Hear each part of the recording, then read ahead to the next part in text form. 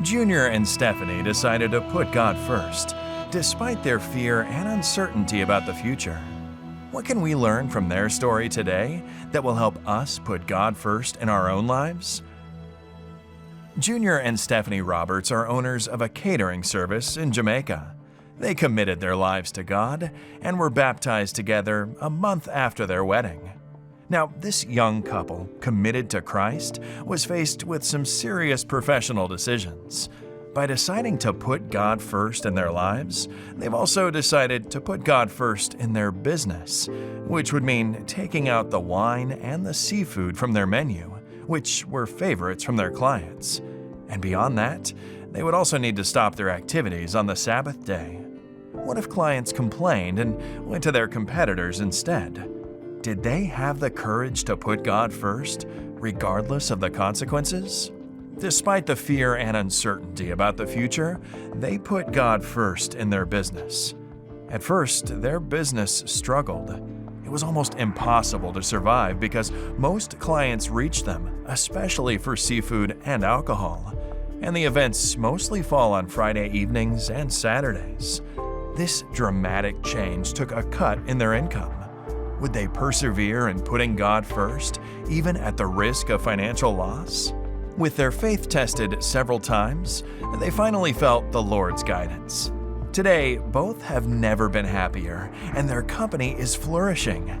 Their income became more stable, and they knew the kind of clientele to look for.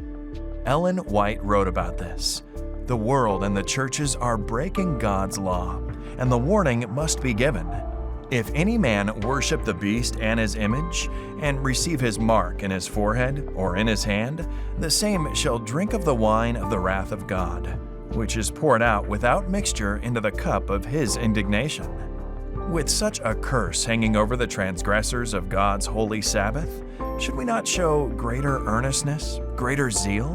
Why are we so indifferent, so selfish, so engrossed in temporal interests? Is our interest separated from Jesus? Has the truth become too pointed, too close in its application to our souls? And like the disciples of Christ who were offended, have we turned away to the beggarly elements of the world? We spend money for selfish purposes and gratify our own desires, while souls are dying without a knowledge of Jesus and the truth. How long shall this continue? All should have a living faith, a faith which works by love and purifies the soul. Men and women are ready to do anything to indulge self, but how little are they willing to do for Jesus and for their fellow men who are perishing for the want of the truth? Junior and Stephanie were tempted to put themselves first, but they were faithful in putting God first. Their faith inspires us today.